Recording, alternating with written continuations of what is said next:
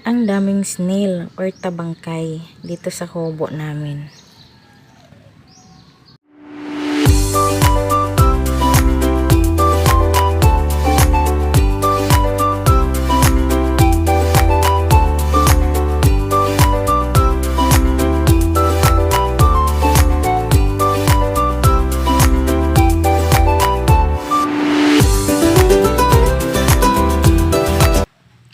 Hello beautiful people, this is Aisel, welcome to my channel. So ngayon guys ay dito naman kami sa isa naming kubo. Ayan, nagpunta kami dito guys kasi maglilinis kami or maguna kami dito kasi excuse me, ilang buwan na kasi kami hindi nakapunta, kaya ayan, bumalik kami dito para maglinis. Ayan, yun yung kubo namin. Update sa kubo na ilang buwan na hindi na puntahan. Ayan, yan yung namin guys, pupuntahan, hindi na, ayan yung gunahan namin. Ayan, si Papa nag-start na ng sagbot, at ako ay nagvideo-video pa lang. Ay nako, hindi naman masyado guys, maraming maraming sagbot or damo. Sa kabila lang mas marami, pero dyan banda hindi. Ayan, pero likot ng camera ko guys kasi hindi ko alam kung saan ko yan ilalagay. Kaya hindi pa ako nakapag-start ng ng sagbot. Kaya ay nako, buhay vlogger talaga, char. Ay nako. Ayan, yan yung mga kapitbahay namin guys. Yan, wala pa nakatira dyan. Pero dyan yung tapat ng bahay namin ay may nakatira na dyan. Ayan, yung pusa nila ay nagpumunta sa amin. Yan, nilaro ng aming anak. Ayan. At may maraming tabangkay or dito guys, snail. Ayan, dito sa kubo namin. Iwan ko kung bakit nandyan yan. Ang init naman, hindi naman malamig, pero marami sila dun. Ang dami nila. Ayan na, yung mga sagbo tumaakyat na sa taas. Isa naming kapitbahay. Ang gaganda dito guys kasi malapit lang yung kapitbahay. Isang lang, basta ang lapit-lapit compare sa yung tinitirahan namin na medyo may may distansya na kapitbahay. Dito is malapit lang talaga. Pero hindi namin to na guys, di pa namin to na tatrabaho yung kubo namin dito or papalitan ng papalitan ng bago, kasi ang plano namin dito is gagawa namin to ng boarding house. Oo, kasi malapit to sa sa high school. So maraming mag-rent ng boarding house, pero wala pa kasi kaming budget, kaya ganito lang muna. Hindi pa namin ayan, na-set up ko na yung camera at ayan nakasali na ako sa camera. Excuse me. Ayan, yung anak namin ay nagdadala ng gatas niya kasi wala yang breakfast, kasi lang yan, pag gising niya, ayan, binihisan lang namin, niligo tapos binihisan, tapos ayan kasi may mga 30 to 45 minutes siguro yung nanggaling sa bahay tapos pumunta dyan sa namin, isang kubo namin. Kaya ayun, pagdating namin doon, binigyan ko siya ng gatas niya para may may laman naman yung tiyan niya. Ayan. At ayan, lumalakad-lakad lang yan, pasaway. Ayan. Tapos hindi nagtagal, pumunta yan sa kapitbahay kasi may maraming fish doon, may maraming koi. Oo, pumunta siya doon at nandoon na siya talaga, hindi na siya bumabalik kasi pag kukunin ko siya hindi na talaga siya uuwi. hindi na talaga siya uuwi dyan sa kubo namin. Kasi doon na lang siya sa sa mga isda na tumitingin. Ayan. Inaano na siya dyan, kinakagat ng mga langgam. Kasi sabi ko sa kanya, wag ka dito kasi maraming langgam. Hindi naman nakikinig. Ayan, kinagat siya ng langgam dyan. Hindi pa niya namalayan. Pero kinakagat na pala. Ay, nakakaawa naman. Ayan guys, mga ilang oras lang naman, mga 2 oras lang naman kami dyan. Pagkatapos namin magguna dyan, umuulan na naman. Ayan na nun. So, pumunta kami sa taas. Kasi, nasa taas yung yung ng kubo namin. Mataas kasi yung kubo. Actually, yan, yung kubo na yan. May kuryente na yan at sa pagbili namin yan, andyan na yung kubo na yan at saka yung kuryente. Oo. Kaya umaakyat kami sa taas para kasi umuulan. Tapos pagkatapos nun ay umuwi na kami. Kasi hapon na at saka wala pa kaming lunch. Sabi namin dito lang kami sa bahay magla-lunch. Hindi na kami sa labas kasi nagtipid kami. Kasi yung budget namin. Pag pa kami, kakain pa kami sa labas, ayun na. Na yung budget namin, masisira na yung budgeting namin. Kasi ang hirap mag-budget, guys. Sobra mahal ang bilihin. Tapos yung pera mo, yung nagtatrabaho ka ng matagal, tapos yung pera mo, ang bilis lang. Naku, sobra. Kaya sabi namin nga, doon na lang tayo sa bahay kumakain ng lunch. Kasi madali lang naman. Yan, madali lang naman tayo magluto. Importante, yung anak namin ay busog na. Oo, kaya ayun, pagkatapos namin dyan, umuwi na kami. Ayan yung anak ko. Parang may plano ng pumunta sa kabila. Oo. Ako kasi yung nagupit niyan, guys. Kasi ang taas na lang yung buhok niya. Nung pumunta kami sa kanila ate, may sila. May pangkat ng buhok. Kaya inaano ko yung buhok niya. Kasi sobrang taas na. Para ng, ewan ko. Para na siyang lilipad. Kaya ayun. Inuupawan ko na yan. Oo. Ay naku, batang to. Sobrang likot talaga. Sabi nila, buti nga hindi ka na sa bata. Kasi pag ganito kalikot yung bata, yung mama nanliliit ganun. Parang yan. Sabi ko sa kanila, hindi naman kasi pag natutulog yan, matutulog din ako. Oo.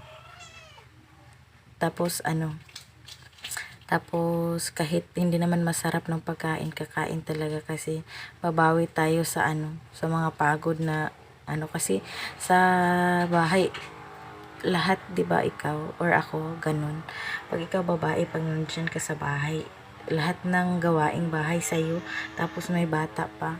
Ay nako, pagod ka. Maglilinis ka pa, maglalaba ka pa, magbantay ka pa ng bata, ka pa ng mga tubig, basta everything na nasa bahay ka, sa'yo lahat ng gawain. Kaya pag natutulog yung bata, matutulog talaga ako para babawi ako sa sa pagod. Kasi pag hindi ka natutulog, sabi ko sa kanila, tiwas talaga ako. Or tiurok talaga ako pag ganun. Kasi hindi ko kaya pag gabi, pag wala akong tulog tanghalian, paggabi sobrang pagod talaga. Tapos yung anak ko pagkagabi matagal pa matulog, nasa 12 midnight na, 11 ganun. Hay naku, tapos di ka pa matutulog, hay. Ewan ko na lang. Kaya sabi ko sa kanila, pag natutulog yung anak, tulog rin. Iiwan ko yung mga gawain para lang makaano ako. Kaya ayun, tumataba rin. Tumataba naman. Hindi na nadala sa sa kalikutan ng bata. Oo. Kaya sabi ko sa sarili ko na magpapaliit ako, hindi ko na kaya. Sabi ko, ang So, sa hindi ko na kaya yung gutom. Gusto ko nang kumain ng kumain. Ay, nako, kaya ayun. Noon, sobrang liit ko. Sobrang liit talaga ako talaga.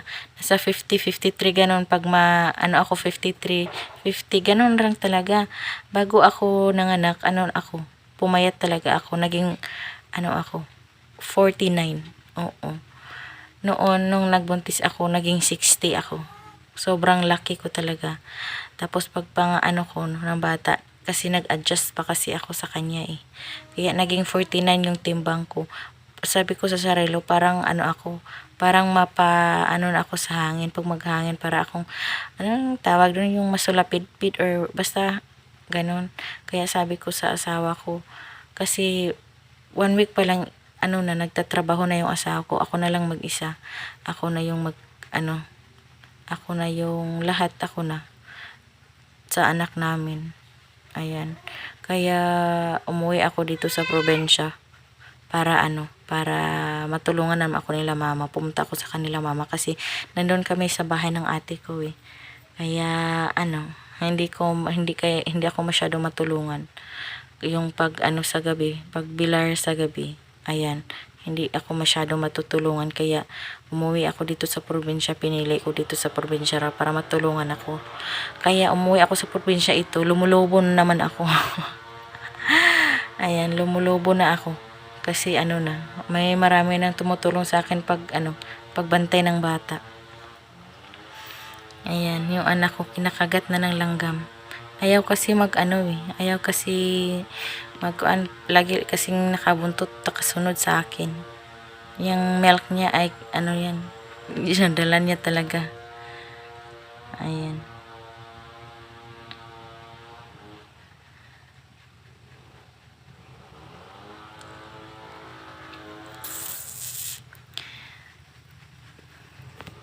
Palagi kasing dito guys eh. Yan, na yan guys, pumunta na yan sa kapitbahay, Sabi, tinatakot ko pa yan, hala, may tikwi dyan, hindi naman nagpapigil. Ayan, pupunta yan talaga. Kasi nakita niya yung, koy na nandun sa gilid. Dito, doon na yan magtagal. Kasi tumitingin yan sa ang lalaki ng mga isda nila at ang nararami ng mga isda nila na koy. Kaya ayun, pinuntahan ko kasi kunin ko, pero hindi na siya sumasama sa akin, kaya natagalan na kami dun. Kasi sinawsaw niya yung isda. Sabi niya, fish, sabi niya. Tapos na tumatawa naman yung may-ari ng isda. Kasi yun eh, may bata din sila, pero maliit pa sa anak ko. Oo. Tapos ayan, natagalan ako dyan. Tagal kami nakabalik. Pero pagbalik ko, hindi talaga siya sumasama sa akin. Ayan, ilang minuto pa yan. Matagal yan. Hay nako, batang to. Ayun na, yung niya, yung bibero niya ay inaano na niya sa tubig sa mga isda. Ayan, uuwi na ata ako. Pero siya hindi sumama sa akin. Ayan, bumalik ako doon. Ayan, minamasdan ko na lang siya.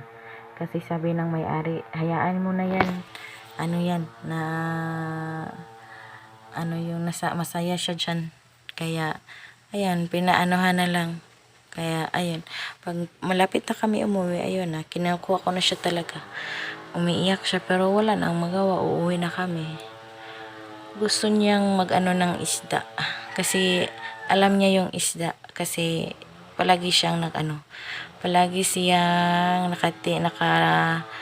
nakapanood ng isda dito sa cellphone niya.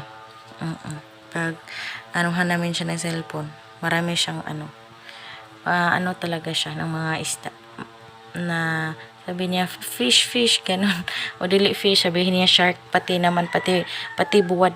Oo, pati buwad sabihin niya shark. Ganun siya. Ayan, matagal yan. Hindi pa kami nakabalik dyan. Ay, iwan ko na lang sa kanya. Ayan, hinayaan naman kami ni Papa kasi si Papa nag-ano lang doon. Siya lang yung nag-ano ng guna ng ano. Yan yung kapitbahay na matanda. Sabi niya, ano be, sasama ka ba dyan sa mga isda na lumalangoy? Gusto mo bang sumama dyan? Sabi niya, naaliw kasi siya sa anak ko kasi ang ingay-ingay. Kasi palaging nagsasabi ng fish, ganun. Ayan, bumabalik ako. Ayan, oh. Sabi ko sa kanya, uwi na kami. Hindi naman namamansin. Oo. Ayan, nakatayo ako. Tapos, bumalik ata ako dyan sa kubo namin. Tapos, bumabalik dun. Ayan. Hinihintay ko talaga siya kung ano, hindi pa siya tapos, kaya iwan ko na lang sa kanya. Ako'y natagalan paghintay sa kanya. Mahihiya naman ako sa kapitbahay kasi minsan lang kami pupunta dyan. Saka minsan lang din kami nakapag bisita sa kanila. Kaya ayun. Hinihintay ko siya talaga. Pero hindi walang effect yung uwi-uwian ko. Ay, nako. Kaya ayan, sabi ko sa kanya, Bi, marami pa tayong gunahin. Malaki pa tayong gunahin. Pero walang effect. Ayan, natagalan ako. Pero hindi lang namin, noon ang linis niya kasi sinisilhiga namin yan. Pero ngayon hindi na. Kasi basta nagunahan na. Kasi yung schedule namin kasi sobrang yung schedule namin. So, kasi Sunday lang yung bakante na Sunday lang yung day off ng asawa ko eh. Tapos yung Sunday hindi sapat. Ay nako. Kaunti lang na oras yung Sunday. Ako naman, isang linggo naman sa bahay. Nakapagtambay. Hindi naman tambay. Lahat ginagawa naman kasi kami lang dalawa ng anak ko. Ayan, umuwi ako, bitbit ko yung tsinelas niya. Kasi na. At saka bidbiro niya. Tapos yung guna ay binigay ko kay Papa. Para yung bunglay. Para si Papa na yung magamit. At ako'y bumabalik ata. Oo. Ayan, nagbunglay na yung Papa namin. Ayan. So, malapit na yan matapos, guys. Ayan, yung mga sagbot ang dami, oh. So, ayan lang yung video ko, guys. Thank you for watching. Bye-bye.